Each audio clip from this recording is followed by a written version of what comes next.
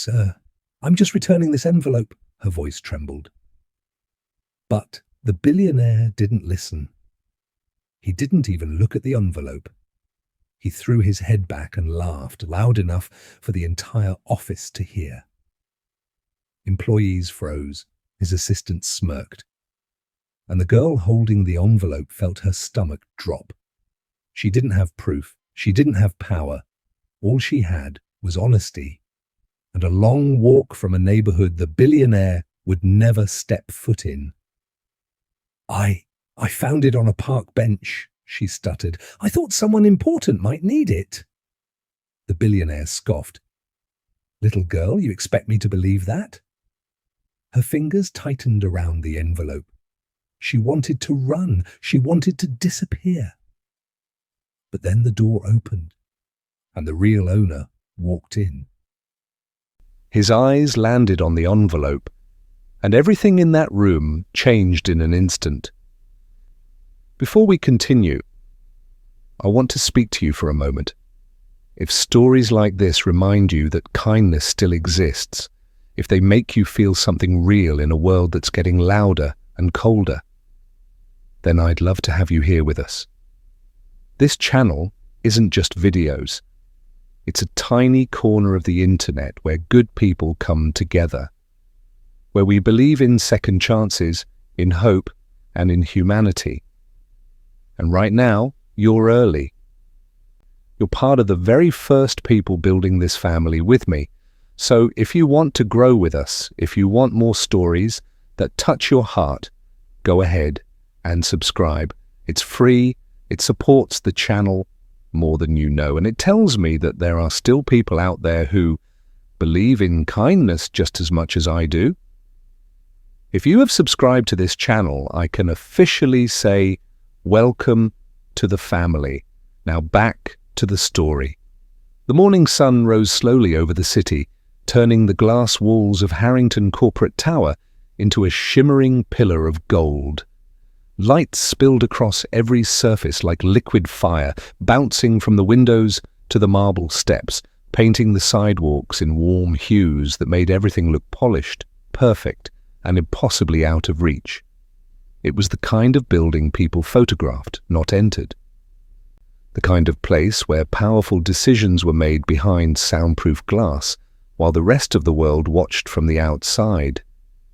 And into this shining world stepped a girl who seemed to belong to an entirely different reality. Her name was Elena Reyes, small for her age. Her shoulders stooped beneath the weight of a faded backpack she'd owned for 4 long years. The straps were frayed, the fabric sun-bleached, and the zipper had to be coaxed carefully every time she opened it. Her shoes were worn thin at the edges, dusted white from the miles she had walked before the sun even woke up. Her hands trembled slightly as she clutched a simple brown envelope to her chest. It wasn't heavy, but it might as well have been made of stone for how tightly she held it. Inside that envelope was something she didn't understand.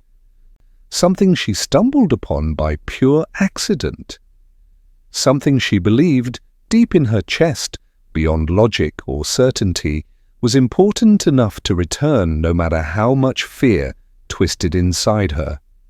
Her breath fogged lightly in the cool morning air as she approached the massive revolving doors of the tower. Each step felt heavier than the last. People in tailored suits streamed impatiently around her, heels clicking, briefcases swinging, eyes glued to phones and schedules. Elena stood still for a moment, staring at their confident movements, their polished routines. Her heartbeat thudded unevenly, like it wanted to run far ahead of her. But she didn't let herself back away. Not after walking all the way from her neighborhood. Not after spending 2 nights convincing herself this mattered. Not after whispering to her grandmother, "Abuela, someone lost this. We have to give it back, right?" And hearing her grandmother's soft reply, "When something finds its way to you, Mika, sometimes it's because you're meant to take it home." Elena inhaled deeply, squared her shoulders, and pushed the door open. At once, She was swallowed by a world that felt colder and brighter than any she had ever entered. The lobby was enormous, so wide it made her dizzy, and every inch sparkled. Tiles so white they looked almost blue. Walls trimmed in sleek black marble. Desks made of frosted glass, light fixtures dangling like crystallized stars from a ceiling so high it felt like another sky. The scent of lemon polish lingered faintly in the air, mixed with overpriced perfume and the sterile coolness of air conditioning. Printers hummed in distant corners. Voices murmured in calm, practiced tones, business language she didn't yet understand. Everyone looked important. Everyone looked like they had somewhere urgent to be. And then there was her, a small girl with dusty shoes and a too-big backpack, holding a brown envelope with fingerprints on it from being carried too long. Heads turned, not all of them, but enough. A few employees glanced at her, brows raised. One woman paused mid-step, frowning slightly as though Elena had wandered into the wrong universe. A man in a navy blue suit gave a quick double-take, then looked away with a puzzled expression.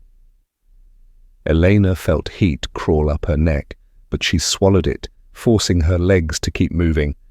Her eyes darted around the room until she spotted the front reception desk, a long counter of polished white stone, behind which a woman in a perfectly pressed blazer typed rapidly. Elena hesitated, then approached slowly, her sneakers squeaking softly against the glossy floor. The receptionist's typing stopped. Her eyes lifted. For a long moment she simply stared at Elena, as though piecing together why a child covered in dust was standing in the heart of a billionaire's empire. "Yes?" she asked finally, her tone polite but dripping with distance. Elena swallowed hard. I'm looking for someone." Her voice cracked embarrassingly on the last word. The receptionist's expression tightened. "Do you have an appointment?"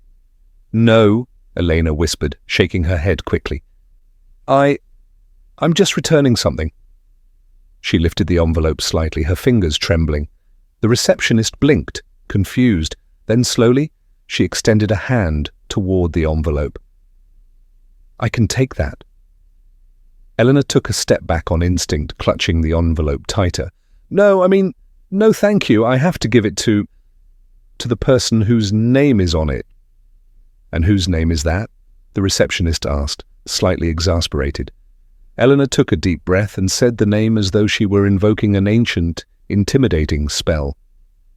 "Mr. Grant Harrington." For the first time, the receptionist's composure faltered. Her eyebrows shot up, and her lips parted just slightly. "You want to give this to Mr. Harrington?" she repeated, pointing at the worn envelope as though it was some kind of mistake. Elena nodded, her grip steadying. "Yes." The receptionist hesitated, then stood abruptly. "Follow me." Elena's stomach dropped, but she obeyed, stepping behind the counter and into a hallway lined with framed awards, certificates, and magazine covers, all featuring Grant Harrington's chiseled face and sharp, confident smile. They passed open office doors filled with clicking keyboards and murmured conversations. A few more employees paused to stare, some subtly, some not so subtly. Eleanor kept her gaze forward, though the shame burned hot inside her. She wished she could shrink into her hoodie, disappear into the walls, become invisible. After what felt like the world's longest walk, the receptionist stopped in front of an enormous glass door with the letters G. Harrington engraved in silver across the top. Her hand hovered over the doorknob. Her eyes flicked to Elena again. "You sure about this?" she asked quietly, less cold now, more concerned. Elena nodded once, firm. The receptionist pushed the door open. Inside, the office looked like something straight out of a business magazine. Floor-to-ceiling windows framed the skyline, shelves filled with awards lined the walls. And in the center of it all sat Grant Harrington himself, lean, tailored suit, slicked back hair, wristwatch worth more than Elena had seen in her entire life. He didn't notice them at first. He sat back in a leather chair, talking briskly into a headset. His voice was cool, sharp, practiced. When he finally glanced up, the receptionist stepped aside. "Mr. Harrington," she said carefully, "this young lady is here to return something." Grant's eyes flicked to Elena, then to the envelope, then back to Elena. A smile spread across his face, but not the warm kind, the kind that looked carved, artificial, too polished to be real. "And what?" he drawled, removing his headset slowly. "Could she possibly have that belongs to me?" Elena's throat tightened. The receptionist stepped back out of the room, leaving Elena standing alone in the lion's den. Grant steepled his fingers, leaning back in his chair. "Well, I don't have all day." Elena swallowed and stepped forward, extending the envelope with both hands like it was a sacred offering. I found this on a park bench 3 days ago. I kept it safe until I found your company online. I thought I should return it to you." Silence. Then Grant burst into laughter. Loud, echoing, disbelieving laughter. It ricocheted off the glass walls. It turned a few employees' heads outside. It made Elena's heart sink like a stone dropped into dark water. "You're joking," he said between chuckles. "You found something of mine on a park bench?" Eleanor's fingers twitched against the envelope. Her voice came out small. "I'm not joking, sir. I just wanted to return it." Grant laughed harder. His assistant, seated in the corner, smirked and let out a low chuckle too, like the whole scene was a comedy performance. "I appreciate the entertainment," Grant finally said, wiping a non-existent tear from his eye. "Really, but this is ridiculous." Eleanor's shoulders drooped. Shame stung her eyes. She had expected he might be confused, maybe even annoyed, but not this, not open mockery. Still, she didn't step back, didn't throw the envelope down and run. She stood there quietly, gripping the paper until it crinkled beneath her fingers. Behind the laughter, behind her humiliation, one truth still pulsed steadily in her chest. She had done the right thing, even if nobody believed her. And even if this world of polished gold made her feel smaller than she had ever felt in her life. The sound of his laughter echoed in the room like a sharp blade. Grant Harrington leaned back in his chair, head thrown slightly, shoulders shaking with the kind of amusement that made Elena feel smaller than a mouse under a cat's paw. His assistant, seated neatly in the corner, smirked and let out a quiet chuckle, exchanging a glance with the billionaire that spoke louder than words. "This is a joke! A child thinks she can matter here." Elena's hands tightened around the envelope. It was as if the paper itself had absorbed the weight of her courage and now trembled along with her fingers. She wanted to shrink into the floor, disappear between the cracks of the marble, but she didn't. Somehow, something inside her refused to back down. I found it on a park bench," she stammered, her voice barely rising above a whisper. 3 days ago, I kept it safe. I thought it belonged to someone important." Grant snorted, a sound somewhere between disbelief and condescension. "Important? Really? You walked all the way here? For an envelope? What, did you expect a medal?" Elena's chest tightened painfully. The room spun slightly. Her cheeks burned. She felt herself shrinking inside, like a flower wilting in the harsh glare of sunlight. But then, deep down, a steady flame whispered, "You did the right thing. That's all that matters." Her mind drifted for a moment, back to the small apartment she shared with her grandmother. The room had always been dim, lit by the faint glow of a single bulb that flickered every now and then. Some nights, the electricity didn't last, and shadows crept along the walls like quiet predators. Meals were simple and scarce, sometimes nothing more than bread and coffee.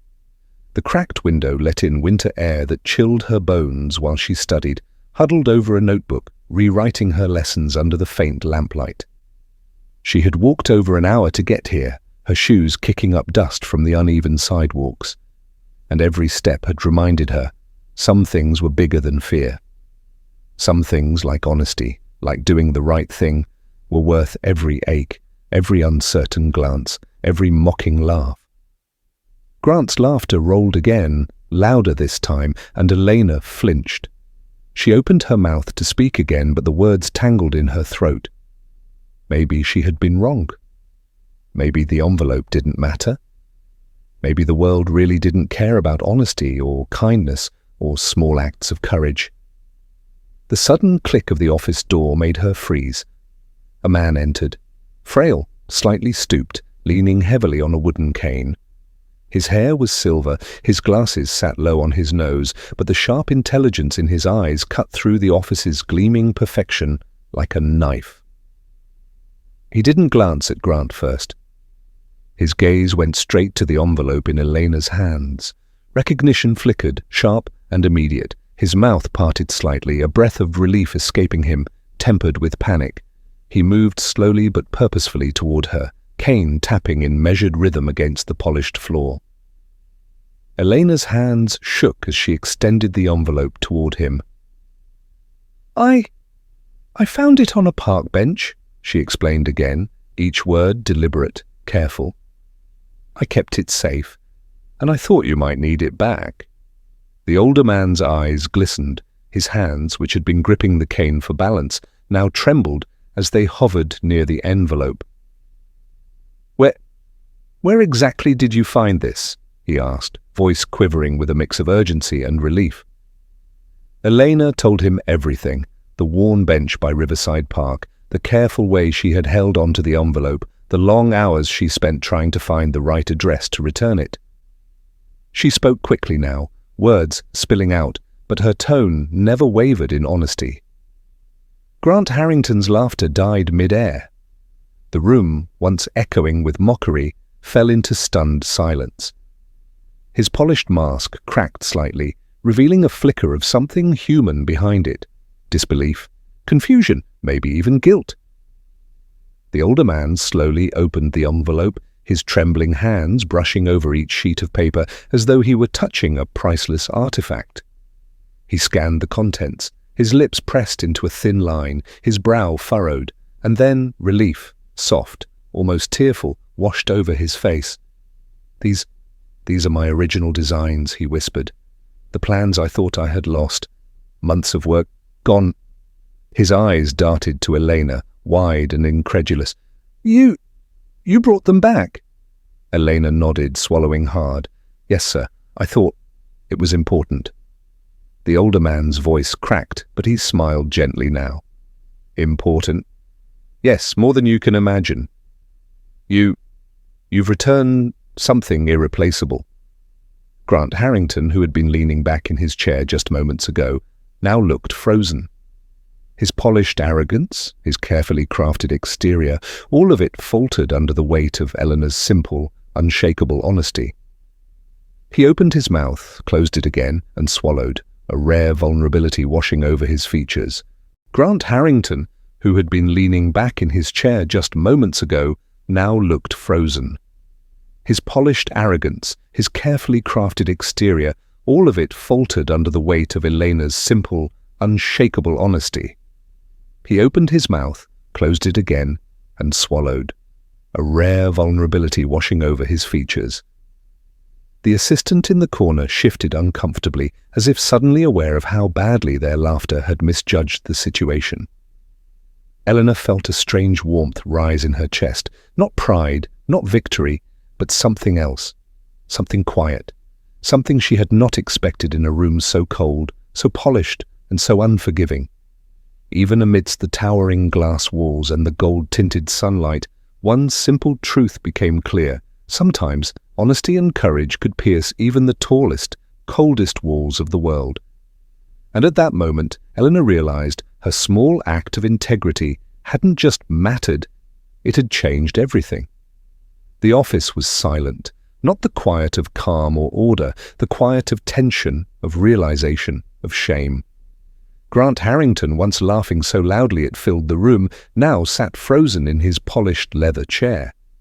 His eyes darted between Elena and the older man, Arthur Linwood, the man whose designs and lifelong work had nearly been lost forever.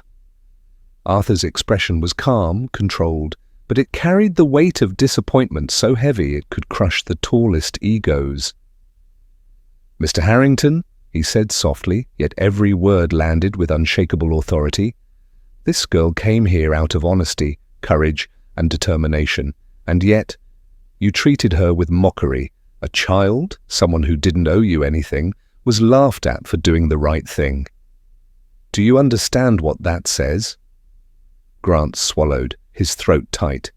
The arrogance that had coated his every gesture melted into the air between them. His head lowered slightly. His polished, untouchable exterior cracked, revealing the man beneath, the one capable of shame, regret, and reflection. Eleanor felt the tension around her pulse through her chest. She had braced herself for mockery, dismissal, maybe even scolding. But this silence, this was something else. Arthur's gaze softened as it shifted toward her. "Thank you," he said, his voice firm but warm, carrying a sincerity that made Elena's chest ache. "Thank you for returning these. You could have walked away. You could have kept them. But you did the right thing. That takes courage and more honesty than most adults I know." Elena's lips trembled. I just thought it was the right thing, sir." Arthur smiled, shaking his head slowly. "The right thing, yes, but also the brave thing. Tell me about your school, your life, what you dream of doing." She spoke quietly at first, then with more confidence as he asked about her grandmother, her long walks to school, her favorite subjects, and her small, flickering dreams of someday making the world better in her own way. With every word, Arthur listened, nodding thoughtfully, his appreciation for her courage growing.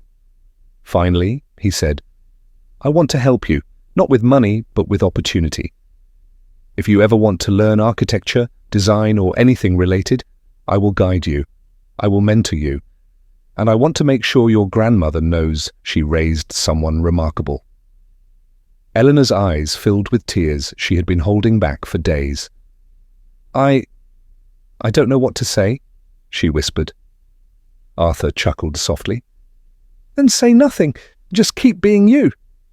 Grant Harrington cleared his throat, his voice rough with unfamiliar humility. "Elena, I was wrong," he said, finally meeting her eyes. "I laughed, I mocked, and you didn't deserve any of it. I apologize to you and to Mr. Linwood. I lost sight of what matters."